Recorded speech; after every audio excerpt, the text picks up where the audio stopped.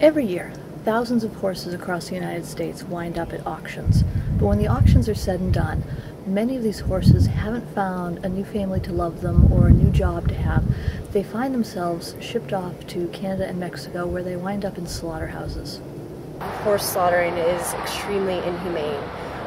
Not only do the horses get loaded in a trailer with stallions or with mares, with yearlings, pregnant mares, all different sizes, all different shapes. They're loaded onto a truck and they have to travel from their original destination, say in New Jersey, all the way to the processing plant in Canada or Mexico.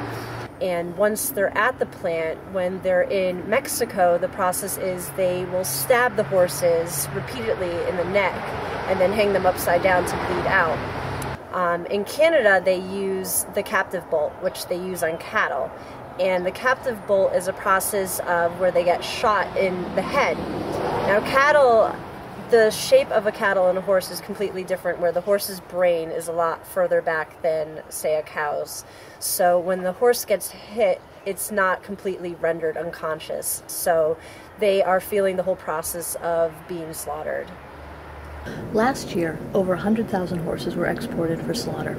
What really compounds this tragedy is the fact that there's really nothing wrong with any of these horses. In fact, USDA statistics show that over 90% of the horses who are exported to Canada and Mexico for slaughter are perfectly fine, healthy animals that would make wonderful companion horses, competition horses, or pets.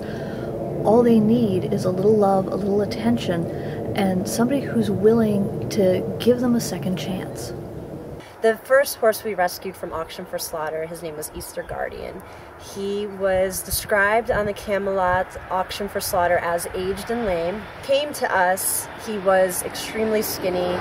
His hock was enormous. He needed wound management right away. And he recently was adopted, and in October of 2010, he won his first hunter pace out of 200 horses, and he was only 4 seconds off the optimum time. Organizations like All the King's Horses in Connecticut and New England Equine Rescue here in Massachusetts do wonderful work, but they can't do it alone.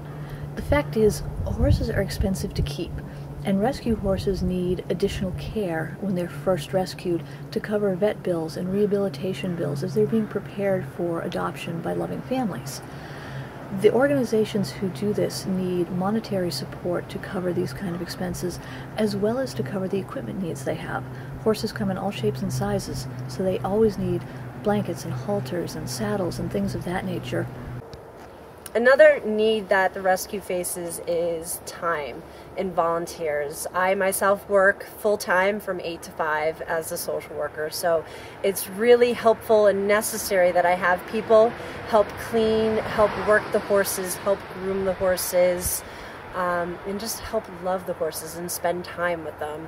So time and volunteers are a huge need of rescue. It is the greatest feeling for me to see one of my horses adopted and loved for the rest of their life.